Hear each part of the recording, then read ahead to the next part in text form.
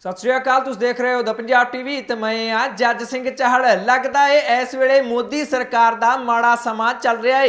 एक पासे जिथे करोना के हालात दे करके पूरी दुनिया दे विच भारत सरकार की रज के किरकिरी हुंदी दिखाई दिंदी है। पाकिस्तान दे वल्लों भी अपने वासियां नूं भारत की उदाहरण दे के कहा जा रहा है कि देख लो, जेकर चंगे तरीके नाल प्रबंध ना किए जाण तां अपना पाकिस्तान का माहौल भी इदां दा ही बन सकदा है। पूरी दुनिया दे विच मोदी सरकार की कारगुजारी ते सवाल उठते कोरोना के हालात नूं देखदिआं दिखाई दिंदे ने। अते दूजे पासे दिल्ली के बार्डरां ते बैठे किसानां दे वल्लों पक्के तौर ते मोदी सरकार दे नक विच दम कीता होया है। जिन्हां लोकां दे वल्लों सीधे तौर ते किसानी अंदोलन दे विच शमूलीयत कीती जा रही है जां फिर अंदोलन नूं समर्थन दिता जा रहा है, उन्हां ने तां मोदी सरकार की खिलाफत करनी ही है। पर मोदी सरकार दे हुण अपने लीडर भी जिहड़े उन्हां नाल ही संबंध रखदे ने, उन्हां वल्लों भी लगातार मोदी सरकार ते खास तौर ते भारत के प्रधानमंत्री नरेंद्र मोदी अते देश के गृह मंत्री अमित शाह ते सवाल चुके जा रहे हैं। मेघालय के गवर्नर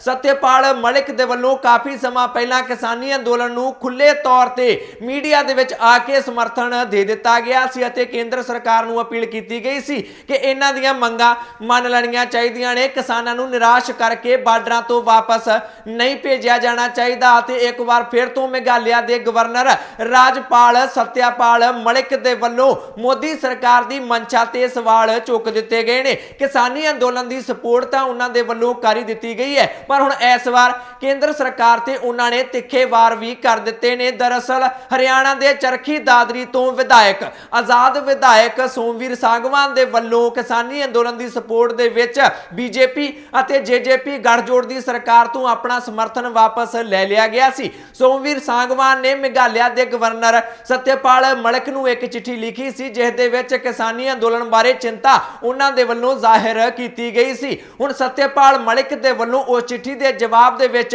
सोमवीर सांगवान नूं एक जवाबी चिट्ठी लिखी गई है जिस दे विच उन्हां ने दोनां बंदियां दी मंशा ते सवाल खड़े कर दिते ने। एक ने पीएम मोदी अते दूजे ने गृह मंत्री अमित शाह। वो कहंदे ने कि मैं इन्हां नूं मिल चुका, इन्हां दोनां नाल किसानी मुद्दे ते मैं चर्चा कर चुका हाँ, पर ये दोवें लगता है कि गलत राह ते पै गए ने अते इन्हां नूं इस गल दा पता भी नहीं लग रहा है। अपनी चिट्ठी दे विच सत्यपाल मलिक दावा करते हैं कि इस वेले केंद्र सरकार नूं किसानां नूं नाराज नहीं करना चाहिए क्योंकि 350 के करीब किसान अपनी जान गवा चुके हैं अते केंद्र सरकार दे वल्लों एक भी संवेदना दा लफ्ज किसानां दे बारे नहीं बोलिया गया है। इथों ही पता लगता है कि केंद्र सरकार इस वेले गलत राह ते पैंदी दिखाई दिंदी है। सत्यपाल मलिक ने यह भी ऐलान कर दिता है कि मई के पहले हफ्ते वो दिल्ली आ रहे हैं अते एक बार फिर तो उन्हां दे वल्लों केंद्र सरकार के मुख नुमाइंदियां दे नाल बैठकां कीतियां जाणगियां, मुलाकातां करनगे, गलबात करनगे किसानी अंदोलन के बारे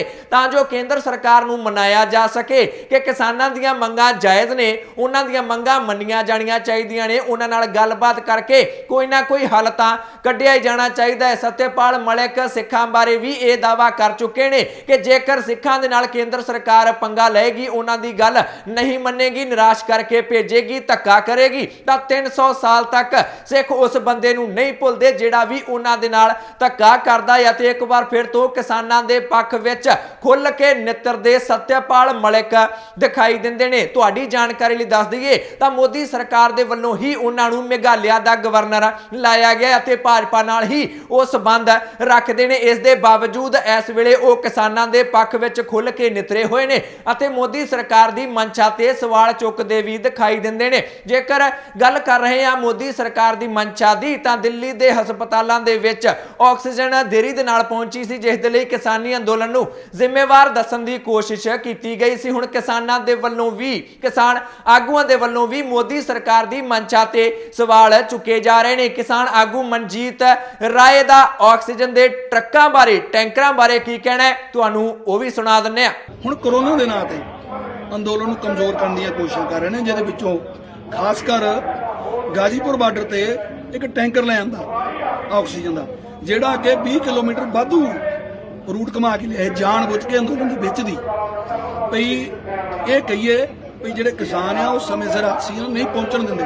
ਅਸੀਂ ਕਿਤੇ ਨਹੀਂ ਰੋਕੀ ਹੋਈ, ਕੋਈ ਸੜਕ ਨਹੀਂ ਰੋਕੀ ਹੋਈ, ਅਸੀਂ ਉਲਟਾ ਉਹਨਾਂ ਨੂੰ ਕਹਿ ਕੇ ਆਏ ਆ कि भाई प्रशासन मीटिंग हुई ਤੇ ਅਸੀਂ ਇੱਕ ਜਗ੍ਹਾ ਨਹੀਂ ਐਂਬੂਲੈਂਸ ਰੋਕਦੇ, ਐਮਰਜੈਂਸੀ ਸੇਵਾਵਾਂ ਚੱਲਦੀਆਂ ਨੇ। ਉਲਟਾ ਸਰਕਾਰ ਨੇ ਮੋਰੇ ਕੰਧਾਂ ਕੀਤੀਆਂ ਹੋਈਆਂ ਨੇ, ਕਿੱਲਾਂ ਲਾਈਆਂ ਹੋਈਆਂ ਨੇ, ਸਰਕਾਰ ਨੇ ਸੜਕਾਂ ਬੰਦ ਕੀਤੀਆਂ ਹੋਈਆਂ ਨੇ। ਆਕਸੀਜਨ ਦੀ ਘਾਟ ਇਸ ਵੇਲੇ ਕਰੋਨਾ ਦੇ ਵੱਧਦੇ ਕੇਸਾਂ ਨੂੰ ਦੇਖਦਿਆਂ ਹੋ ਰਹੀ ਹੈ ਤੇ ਚਰਚਾ ਇਹ ਵੀ ਚੱਲ ਰਹੀ ਹੈ ਕਿ ਕਰੋਨਾ ਦੇ ਨਾਂ ਤੇ ਦਿੱਲੀ ਦੇ ਬਾਰਡਰਾਂ ਤੋਂ ਕਿਸਾਨੀ ਅੰਦੋਲਨ ਨੂੰ ਚੁਕਵਾਇਆ ਵੀ ਜਾ ਸਕਦਾ ਹੈ। ਸਿੰਘੂ ਬਾਰਡਰ ਤੋਂ ਬੋਲਦਿਆਂ ਕਿਸਾਨ ਆਗੂ ਸੁਰਜੀਤ ਸਿੰਘ ਫੂਲ ਨੇ ਇੱਕ ਨਵਾਂ ਫਾਰਮੂਲਾ ਕੇਂਦਰ ਸਰਕਾਰ ਦੇ ਅੱਗੇ ਰੱਖ ਦਿੱਤਾ ਹੈ। ਉਹ ਕਹਿੰਦੇ ਨੇ ਕਿ ਜੇਕਰ ਸਰਕਾਰ ਸੱਚਮੁੱਚ ਹੀ ਸਾਡੀ ਸਿਹਤ ਨੂੰ ਲੈ ਕੇ ਚਿੰਤਤ ਹੈ ਤਾਂ ਇਸ ਫਾਰਮੂਲੇ ਦੇ ਤਹਿਤ ਸਾਡਾ ਧਰਨਾ ਚੁਕਵਾਇਆ ਜਾ ਸਕਦਾ ਹੈ। ਮੰਨ ਲੈਂਦੇ ਆ, ਇਹਨਾਂ ਵੀ ਮੰਨ ਲਗੇ ਵੀ ਬਾਕੀ ਇਹ ਮਹਾਮਾਰੀ ਹੈ, ਬਾਕੀ ਇਹਨਾਂ ਨੂੰ ਲੋਕਾਂ ਦਾ ਫਿਕਰ ਹੈ, ਬਾਕੀ ਮਨੁੱਖਤਾ ਦਾ ਫਿਕਰ ਹੈ, ਤਾਂ ਫਿਰ ਜੇ ਸੱਚਮੁੱਚ ਮਹਾਮਾਰੀ ਹੋਵੇ ਫਿਰ ਇਸ ਧਰਨੇ ਨੂੰ, ਆਪਣੇ ਮੋਰਚੇ ਨੂੰ ਇਹ ਇੱਕ ਹਫ਼ਤੇ ਦੇ ਵਿੱਚ ਸਮਾਪਤ ਕਰ ਸਕਦੇ ਆ। ਕਿਵੇਂ? ਤਿੰਨੇ ਕਾਲੇ ਕਾਨੂੰਨ ਇੱਕ ਵਾਰੀ ਰਿਪੀਲ ਕਰ ਦੇਣ, ਇੱਕ ਵਾਰੀ ਰੱਦ ਕਰ ਦੇਣ, ਦੁਬਾਰਾ ਜਦੋਂ ਕਰੋਨਾ ਖਤਮ ਹੋ ਜਾਏ ਉਦੋਂ ਦੁਬਾਰਾ ਲਾਇਆ ਆਉਣ, ਪਾਰਲੀਮੈਂਟ 'ਚ ਲਾਇਆ ਆਉਣ, ਲੋਕ ਸਭਾ 'ਚ ਲਾਇਆ ਆਉਣ, ਜਿਵੇਂ ਪਹਿਲਾਂ ਪਾਸ ਕਰਾਇਆ ਦੁਬਾਰੇ ਪਾਸ ਕਰਾ ਲੈਣ।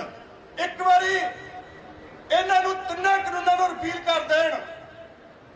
ਜੋ ਐਮਐਸਪੀ ਵਾਲਾ ਕਾਨੂੰਨ ਹੈ ਉਹ ਨਾ ਬਣਾਉਣ ਕਾਨੂੰਨ ਅਜੇ, ਉਹਦਾ ਇਕੱਲਾ ਆਰਡੀਨੈਂਸ ਜਾਰੀ ਕਰਦੇ, ਇਕੱਲਾ ਮੰਤਰੀ ਮੰਡਲ।